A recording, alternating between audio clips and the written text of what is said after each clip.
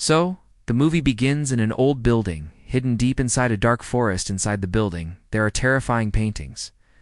One of them shows a dark goddess, but strangely, instead of an eye, there's a hollow hole. It feels as if someone is watching.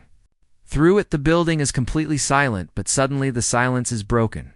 Strange growling and chewing sounds echo through the halls, as if some wild creature is devouring its prey. Then, without warning, a blood-covered hand of a small child slowly appears from beneath a door, revealing that something horrible has happened inside. We see a large box filled with many similar severed hands. The scene then shifts, revealing a dead man lying on the ground. His daughter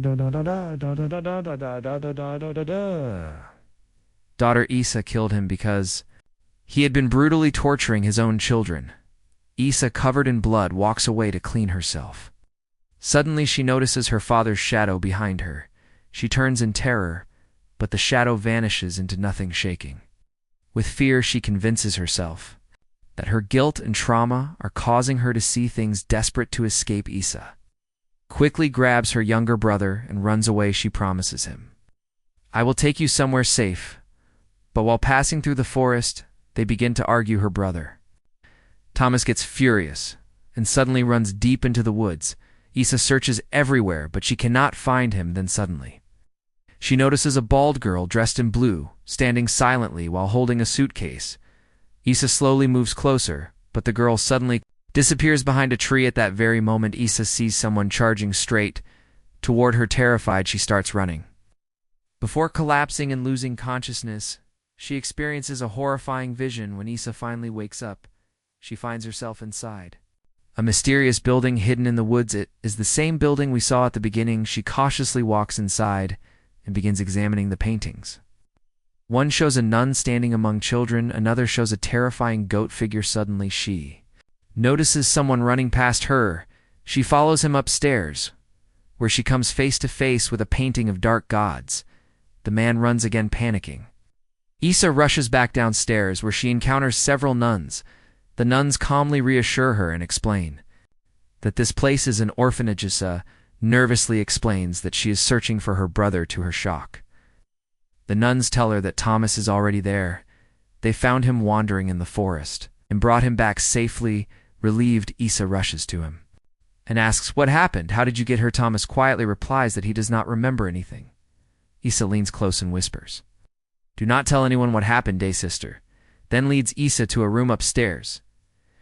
Inside the room, Isa notices many personal belongings, as if many people have lived there before. Elsewhere, Thomas tries to fall asleep, but fear overwhelms him, so he begins to pray. The other children notice and ask him what he is doing. Thomas calmly explains that he is praying. It feels strange. They live in a church orphanage, yet they know nothing about prayer. Later, when Thomas falls asleep, a terrifying creature slowly stares at him from the ceiling. The next day, Isa and Thomas sit down to eat with everyone. Isa quickly notices there are no girls present. When she asks, the sister explains the orphanage survives on donations, and this place is not suitable for girls, so only boys are allowed to live here. After the meal, Isa notices a small boy playing with a toy camera. She sits beside him and gently asks, "Can I look tooth?" The child silently hands it to her. Isa looks through the camera, but suddenly she sees the image of her dead father inside it. The shock freezes her. Terrified, she immediately gets up and leaves. Later, Isa asks the sister if she can stay here forever. The sister calmly agrees.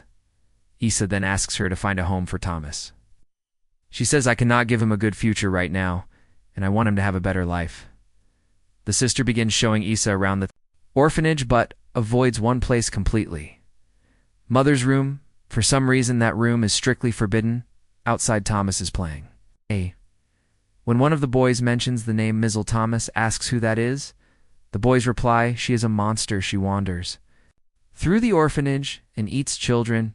Amos does not believe them and walks away. Later, while Thomas is spending time with the boys, they start annoying him. Angry, Thomas threatens them, "You do not know my sister. She killed my father. If I tell her, she will not spare you." That night, Isa falls asleep and sees a human-shaped shadow. She wakes up suddenly and realizes it was only a nightmare. The next morning, Thomas accidentally sees a sister changing her clothes. Sister Margaret catches him and punishes him by shaving his head.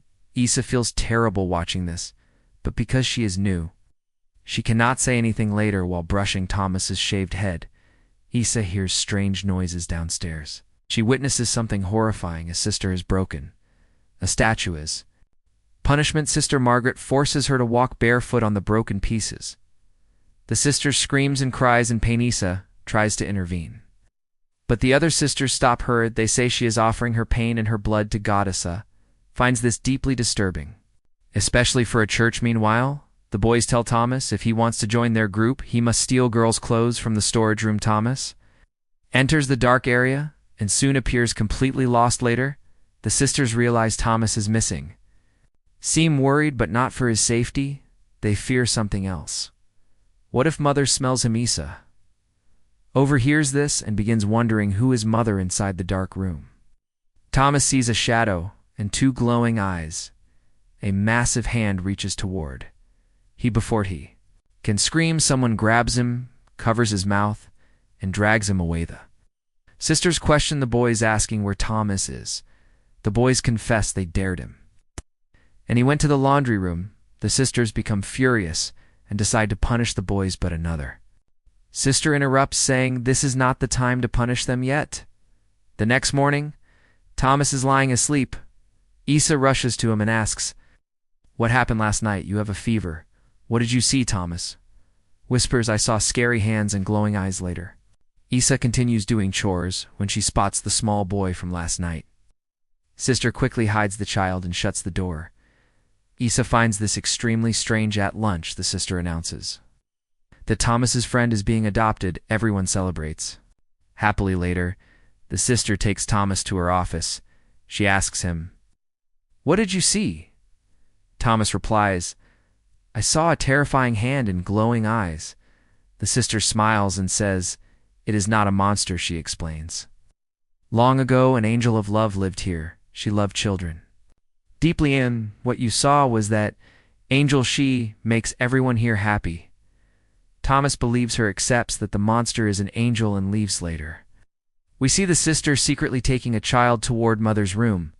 Misa begins investigating. She notices the sisters perform disturbing rituals instead of prayers, like the sister who broke the statue and offered her blood to God. Everything feels deeply wrong. Essa discovers a hidden door behind the dark goddess painting and steps inside. Meanwhile, the sisters take a child into a room and tell him help is inside. They lock the door inside the dark room. The terrified child searches, calling out for Mother, but he sees nothing. Suddenly, a horrifying hand grabs him, pulling him under the bed. Once again, we hear chewing sounds just like before. It is finally revealed a monster lives here, and it feeds on children outside. The sisters perform a ritual. Sister Margaret, the head of the orphanage, stands, holding a gun inside the secret room. Isa finds a severed hand on a bed. Suddenly, someone grabs Hera. Mute child appears, signals danger, and points toward a Halisa. Rushes out, finds Thomas, and urgently tells him they must escape immediately. She says, "We must save ourselves." Just then, a sister arrives and claims someone wants to adopt Thomas. Isa now knows the truth about these adoptions. She refuses and declares they are leaving. The sister coldly responds, "You cannot leave." She drags Isa to a room and shows her an old childhood photograph. The sister reveals the truth: you always belonged here. You are the daughter of the first Mother Superior. You were sent away to be raised safely, but you were chosen not by God but by Lilith. The dark goddess in the painting is not just a symbol. She is Lilith. The sister explains the truth. Lilith was Adam's first wife, and they worship her, not God. Lilith despises men, so they sacrifice males to her. They call themselves Lilith's servants, known as Lilium's. They lift their veils, revealing their shaved bald heads. They tell Isa she can never leave. Terrified, Isa attacks the sisters, knocking them unconscious. She escapes, desperate to save Thomas. She cannot find him, but suddenly notices police officers arriving. They are investigating the murder of her father and searching for the missing siblings. The police found their car abandoned near the forest. The officers enter the orphanage. Sister lies to them. Misa desperately knocks on a window, trying to signal the police. One officer discovers Thomas. Exposed, the sister pulls out a gun and shoots the officer. She is immediately killed by the second officer and other sister attacks. The remaining officer, the scene shifts. Everyone is now inside Mother's room, preparing for a ritual offering. Issa is captured. And brought there as well, they announce that today they will sacrifice her brother, Thomas, the head sister explains. That serving Lilith is an honor, but she never believed Esau was worthy of that role outside Mother's room. There is a massive pit, the sisters throw Thomas into the hole. The wounded officer jumps in after him, trying to save the boy.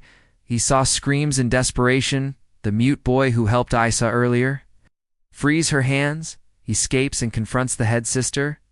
The head sister declares Lilith's plan is complete. She says, "We have given the greatest offering, and now she will rule the world." Then she turns the gun on herself and pulls the trigger. Isa finally understands this is not just a cult, it is a demon-worshipping cult, and the demon will soon devour her brother. Isa runs toward the pit where Lilith lives inside. Lilith has already devoured one of her own servants, and the police officer, Thomas, hides. Still alive for no, Isa finds him, pulls him out, and rescues him. Lilith notices them and begins chasing Isa. Isa narrowly escapes, but Lilith bites her injured. They flee together. Lilith follows them. Thomas grabs the gun, shoots Lilith, and knocks her back into the pit. They survive the nightmare and escape the orphanage. But Thomas stops and says they must save the other children. Isa tells him to wait as she goes upstairs alone. When she does not return, Thomas goes to find her. He discovers Isa covered in blood. The children are terrified. Isa has eaten one of the children now. The sisters offer her another child, and she moves to devour it as well. At that horrifying moment, the truth becomes clear. As was never meant to escape, she was chosen by Lilith. Lilith's evil spreads through Isa's body. Isa has now become the demon. She becomes the new mother, the leader of the cult, spreading the same evil she once tried to destroy. The movie ends.